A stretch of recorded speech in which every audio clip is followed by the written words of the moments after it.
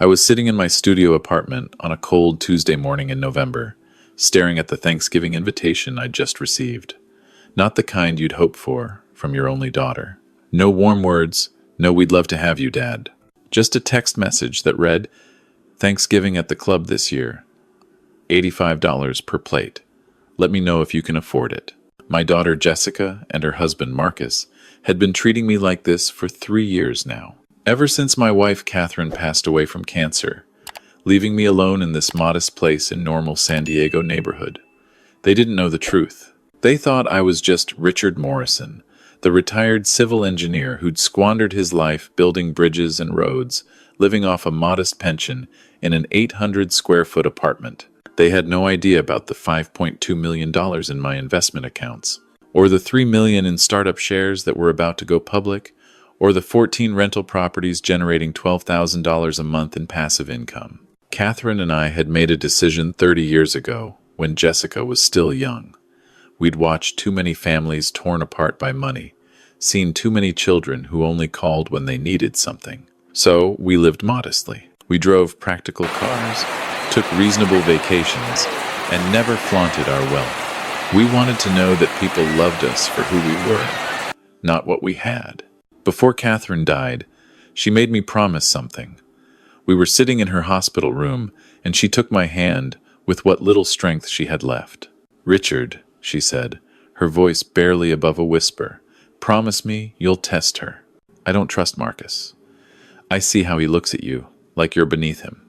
And Jessica, our sweet girl, she's changing. Promise me you'll know for sure before you leave her everything we built." I promised. And for 3 years, I'd kept that promise. The way Jessica had changed after marrying Marcus Blake was heartbreaking. He was an investment banker, the kind of man who measured everyone's worth by their portfolio. Within a year of their wedding, I noticed the shift. Jessica started making excuses not to visit. She'd cancel our monthly dinners at the last minute. When we did meet, Marcus would dominate the conversation, talking about his deals, his clients, his luxury car lease. I remember one particular evening about 2 years ago, I'd invited them to my apartment for dinner. Jessica looked around with barely concealed embarrassment when she arrived. "Dad, you really need to update this place," she said, eyeing my simple furniture and basic kitchen. "It's so depressing." Marcus had been worse. He walked around like he was inspecting a condemned building. "Richard, have you considered moving to a senior living facility? They have some affordable options for people in your, situation." My situation. If only they knew. But I held my tongue. I kept playing the role. The struggling retiree, grateful for whatever crumbs of attention they threw my way. I wanted to see how far they'd go, how low they'd sink. Last month, things escalated. I'd called Jessica to ask if Marcus could give me a ride to a hospital appointment. I had a perfectly good car in storage, but they didn't know that. "Dad, we're busy," Jessica had said, her tone clipped and impatient. "Can't you just take an Uber?" That's what they're for. An Uber. To a medical appointment. Her father, supposedly struggling financially, and she couldn't spare an hour to drive me. But the real turning point came 3 weeks ago. I'd gone to their penthouse downtown for what I thought would be a pleasant Sunday brunch. They'd invited me, which was rare enough that I should have known something was off. When I arrived, Marcus was in the middle of a phone call, pacing near the floor-to-ceiling windows, with their view of the bay. "No, Bob, I can't make the golf trip to Palm Springs," Marcus was saying. "Yeah, family obligation. My father-in-law, you know how it is." "No, trust me, I'd rather be anywhere else." I stood in the doorway, frozen. Jessica was in the kitchen, and she hadn't noticed me yet. Marcus finished his call and turned, seeing me for the first time. He didn't even have the grace to look embarrassed. "Richard, I didn't hear you come in." He walked over and gave me one of those hollow handshakes, the kind where someone's already thinking about being somewhere else. "Jessica's just finishing up the frittata. Have a seat." The brunch was painful. Every topic of conversation somehow circled back to money. Their upcoming trip to Banff, which cost more than most people's monthly salary. The new Tesla Marcus was considering. Their investment portfolio that was finally breaking 7 figures. 7 figures! I almost laughed. They were so proud of their success, their wealth, their status. They had no idea that their portfolio was pocket change compared to what I'd built over 4 decades of careful investing. But then, as I was getting ready to leave, I heard something that changed everything. I'd gone to use the bathroom, and on my way back, I heard Jessica on the phone in their bedroom. The door was slightly open, and her voice carried clearly. "I know, Sarah. I know," she was saying. "It's just so frustrating. Every month, he's asking for something. Can you give me a ride? Can you help with this? Can you help with that? And Marcus is right. He should have saved better. He had his whole life to plan for retirement. I can't be expected to support him now." There was a pause as her friend responded. "Honestly?" Jessica laughed, but it was a cold sound. "Part of me just wishes he'd hurry up and die so we could finally get the inheritance and be done with it. I know that sounds terrible, but Sarah, you don't understand. He's like this weight around my neck.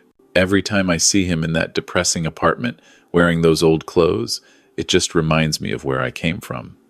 Marcus's family has money, real money, and then there's my dad, the struggling engineer." I stood there in the hallway, my hand on the wall to steady myself. My own daughter, wishing I was dead, so she could get an inheritance she thought didn't exist. That's when I knew. Catherine had been right. It was time for the real test. I left without saying goodbye. Over the next week, I carefully planned everything with my attorney, Jonathan Kim. Jonathan had been handling my affairs for 20 years. He knew every detail of my financial situation, and he understood what I was about to do. "Are you absolutely sure about this, Richard?" he asked me during our meeting in his office. "There's no coming back from this kind of test. I heard my daughter wish for my death, Jonathan. I think I need to know exactly who she is before I leave her anything." He nodded slowly.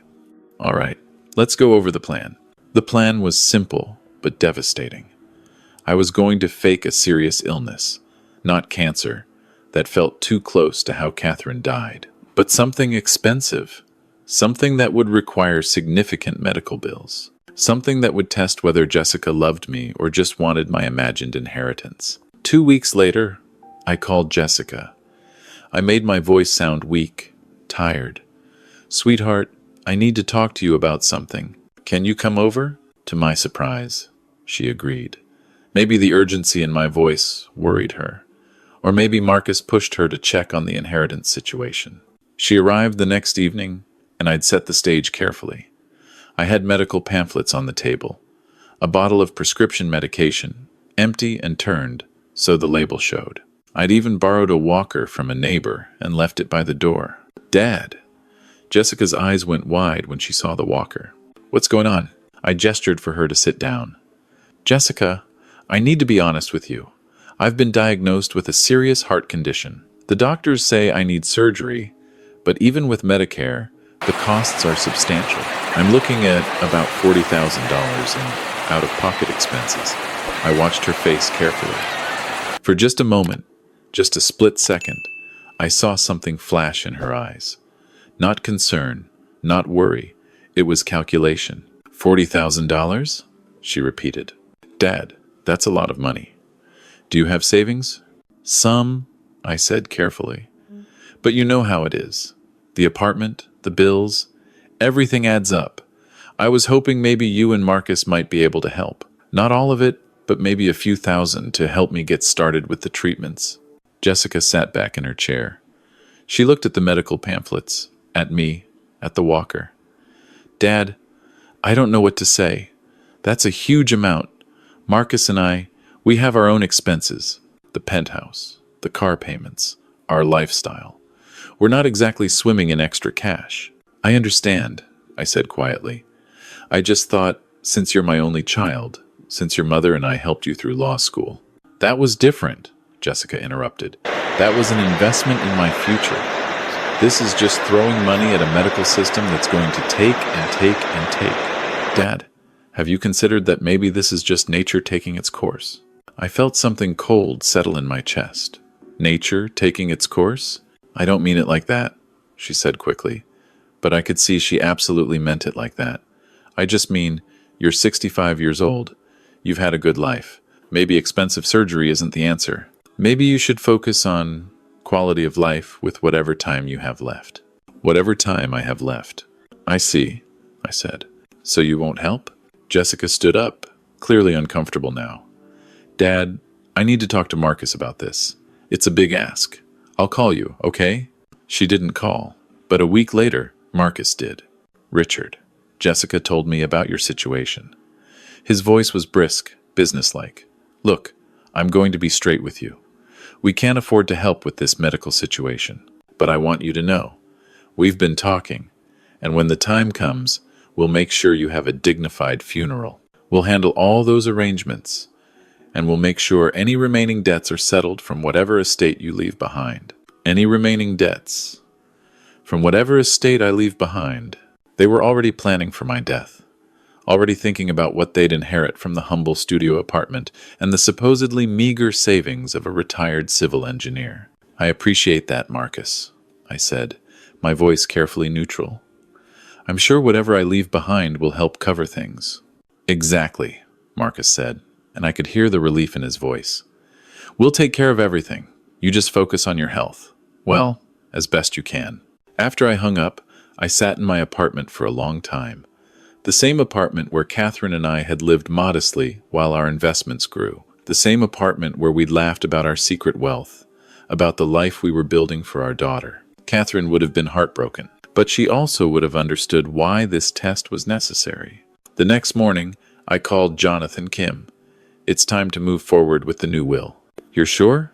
He asked one more time. I'm sure. Over the next month, I worked with Jonathan to restructure everything. The new will was simple and brutal. 95% of my estate would go to various charities, organizations that Catherine and I had supported quietly over the years. The Children's Hospital, where she'd volunteered. The Engineering Scholarship Fund at the university where I'd taught evening classes for decades. The animal shelter where we'd adopted our dogs.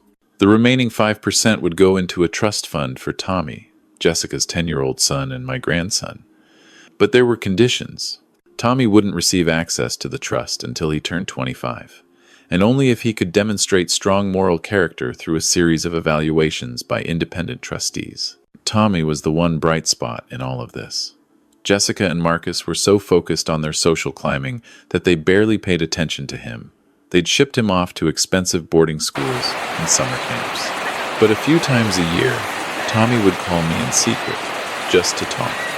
He'd tell me about school, about the books he was reading, about how he felt lonely sometimes. Once, about 6 months ago, Tommy had visited me without his parents knowing. He'd saved his allowance and taken a bus across town. Grandpa, he'd said, pulling $20 from his pocket. Mom says you don't have much money. I want you to have this. $20. From a 10-year-old boy, while his parents, making well over $300,000 a year combined, couldn't spare a penny for my supposed medical bills. That money was still in my desk drawer. I'd never spent it. After the new will was finalized, Jonathan and I sat in his office, looking over the documents. There's one more thing I need you to do, I said. When the time comes, I want you to deliver a letter to Jessica personally. I'll write it, but I need you to hand it to her when she's reading the will. Jonathan nodded. This is going to devastate her. She devastated me first, I said quietly. She wished for my death, Jonathan, her own father, because she thought there might be a few $1,000s in inheritance to pay off her luxury lifestyle. She deserves to know exactly what she lost and why. That evening, I sat down and wrote the letter. It took me 3 hours and several drafts. I wanted it to be clear, not cruel, honest, not vindictive. A final lesson from a father to a daughter who'd forgotten what really mattered. Dear Jessica, if you're reading this, then I'm gone. And by now, you've learned the truth about my estate. I need you to understand something.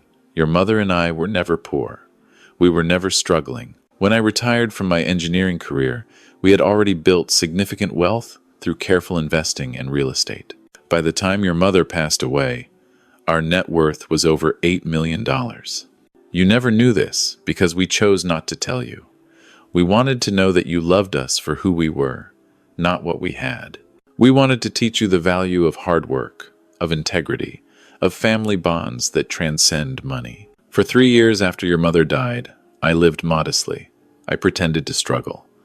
I watched as you and Marcus treated me with increasing disdain. I listened as you made excuses not to see me.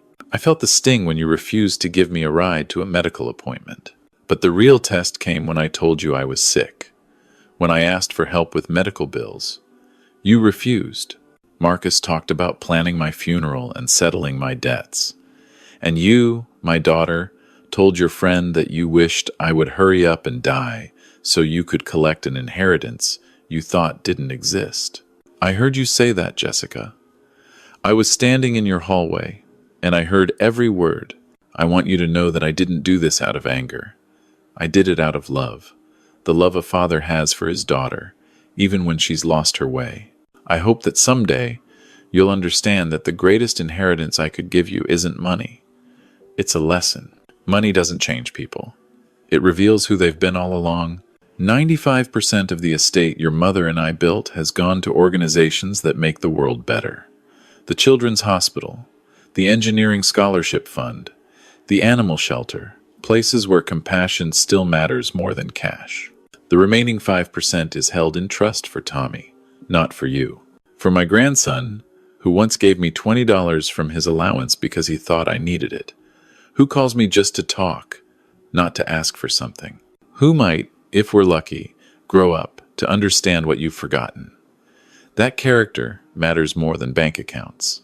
Tommy will receive his inheritance when he turns 25, provided he demonstrates the kind of person his grandmother and I hoped you would become. You are still my daughter, Jessica. I still love you. But love doesn't mean leaving you money you didn't earn and don't deserve. Love means hoping you'll learn from this, that you'll look at Marcus, at your choices, at the person you've become, and decide to change. If you ever find your way back to the values your mother and I tried to teach you, my attorney has instructions. There's a small fund, $100,000, that you can access if you complete 2 years of volunteer work at a nonprofit organization. Not for the tax deduction, not for the social credit, but because you genuinely want to help people. I hope you make that choice. I hope you prove me wrong about who you've become. With love, even now. Dad. I sealed the letter and gave it to Jonathan. She'll hate me for this, I said. Maybe, Jonathan replied. Or maybe it'll be the wake-up call she needs. 3 months later, I decided it was time for the final act. I couldn't fake being sick forever, and frankly, I was tired of the charade. I was 65 years old, healthy and financially secure. I wanted to start actually living instead of just testing. I called Jessica one last time. Sweetheart, I wanted you to know that I've decided against the surgery. The doctors say my quality of life would be poor anyway. I'm going to spend whatever time I have left doing things I enjoy. Oh, Dad, Jessica said, and I could hear the relief in her voice. Relief that she wouldn't have to deal with my medical bills. Relief that the inheritance was coming sooner rather than later. I think that's very brave of you. Thank you, honey. There is one thing, though. I've updated my will. Just want to make sure everything's in order. Of course, Jessica said quickly. That's very responsible. I'll send you a copy of the attorney's contact information, just in case. Sure, Dad, sure. That was the last time we spoke. 2 weeks later, I withdrew a substantial amount of cash from one of my accounts. Not enough to make a dent in my overall wealth, but enough to fund an adventure. I'd always wanted to see more of Canada, to travel without worrying about budgets or modest appearances. Catherine and I had dreamed of it, but we'd never made the time. I booked a trip to Vancouver Island, then the Rockies. I planned to spend months just exploring, staying in nice hotels, eating at good restaurants, living the life I'd denied myself for 3 years. Before I left, I stopped by Jessica and Marcus's building one last time. I left an envelope with the doorman, addressed to them. Inside was a single photograph I'd paid a professional photographer to take. Me, standing on the deck of a luxury charter boat in the Vancouver harbor, champagne glass in hand, mountains in the background, looking healthier and happier than I'd been in years. On the back of the photo, I'd written just 4 words. The test is over. I also included a card with Jonathan Kim's contact information and a note. For questions about the estate, contact my attorney. Then I drove to the airport and didn't look back. According to Jonathan, who called me 3 days later, Jessica and Marcus had shown up at his office within hours of receiving the photograph. They were confused, then angry, then desperate as Jonathan explained the situation and handed Jessica the letter. She screamed, "Richard," Jonathan told me. Actually screamed. Marcus tried to get legal, talking about contesting the will, but I shut that down fast. Everything's airtight. What about Tommy? I asked. I reached out to him separately, as you requested. Explained that there was a trust fund waiting for him, but only if he stays on the right path. That kid's got a good head on his shoulders, Richard. He cried when I told him it was because of the $20. I smiled. Maybe something good would come from all this after all. It's been 6 months now. I'm currently in Banff, staying in a beautiful lodge with a view of the mountains. I've made friends with other travelers, joined a local photography club, even started volunteering at a community center, teaching basic engineering principles to kids. Jessica has called 12 times. I haven't answered. She's sent emails, long messages that swing between anger and apology. Marcus has tried too. His message is more calculating, suggesting ways to work out this misunderstanding. There's no misunderstanding. They revealed exactly who they are, and I responded accordingly. But last week, I received a letter. Not from Jessica, from Tommy. It was handwritten, 6 pages long, and it made me cry for the first time since Catherine died. Dear Grandpa, Mr. Kim told me about the trust fund. I don't really understand all the details, but he said it's because I was kind to you, because of the $20. I need to tell you something. I gave you that money because I love you, not because I thought I'd get more back. Just because you're my grandpa, and you're always nice to me, even when Mom and Dad are busy. Mr. Kim also told me what Mom and Dad did, how they treated you. I'm really sorry, Grandpa. That's not right. You shouldn't treat people you love like that. Mom's been really upset since you left. She cries a lot. Dad's angry all the time. They fight about money and about you. It's not very nice at home right now. But I wanted to tell you something. I don't want to be like them when I grow up. I want to be like you, Mr. Kim says if I work hard and stay good, I can learn about investing and charity and all the things you did with your money. That sounds really cool. Also, he said there's a condition about demonstrating moral character for 15 years. That means I have to be good until I'm 25. I'm going to do it, Grandpa. Not because of the money, because I want you to be proud of me. Can I come visit you sometime? I've been saving my allowance. I have almost $300 now. I know that's not enough for a plane ticket, but maybe someday? I love you, Grandpa. I hope you're happy wherever you are. Love, Tommy. I've read that letter probably 50 times. And yesterday, I called Jonathan with new instructions. I want to set up a separate fund for Tommy's visits, I told him. Nothing that would spoil him, but enough that he can come see me during school breaks. And I want to start an education savings plan in his name. He shouldn't have to wait until 25 to know his grandfather cares about him. Richard, you're going soft, Jonathan said, but I could hear the smile in his voice. Maybe, I agreed. Or maybe I'm just choosing to invest in the one family member who actually has a heart.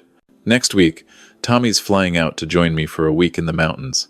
Just him and his grandpa. I'm going to teach him about hiking and photography and maybe, just maybe, about the difference between being wealthy and being rich. Being wealthy is about money in the bank. Being rich is about the relationships you build, the lives you touch, the person you choose to be when nobody's watching. Jessica had the chance to be rich. She chose to chase wealth instead. Tommy's got that same choice ahead of him. But unlike his mother, he's starting with a guide. Someone who learned the hard way that the most valuable inheritance you can leave isn't money. It's character. And that's worth more than $8 million any day of the week.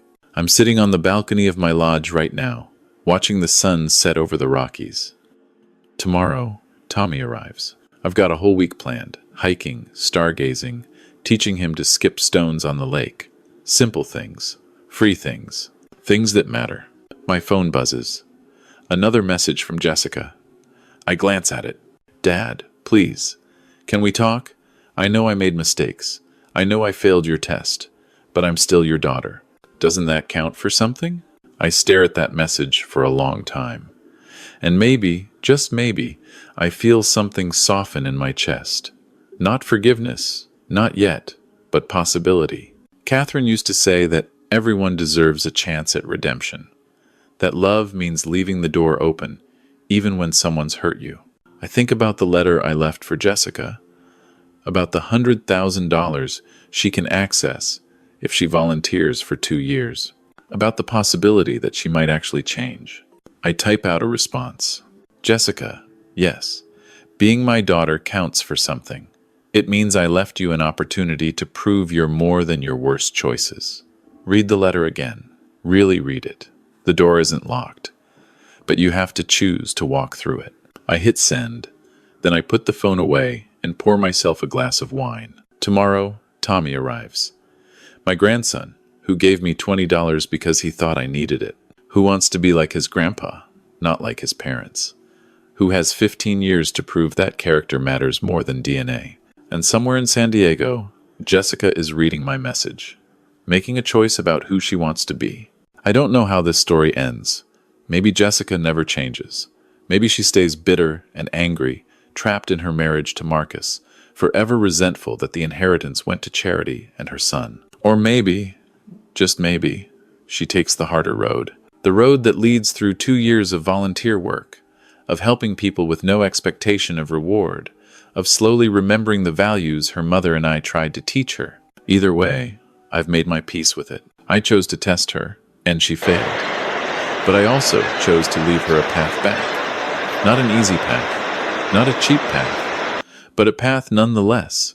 The sun disappears behind the mountains, painting the sky in shades of gold and purple. Somewhere in the distance, an elk calls out to its herd, and I raise my glass to the sky, to Catherine, to the life we built and the lessons we learned, and I whisper, "The test is over, sweetheart.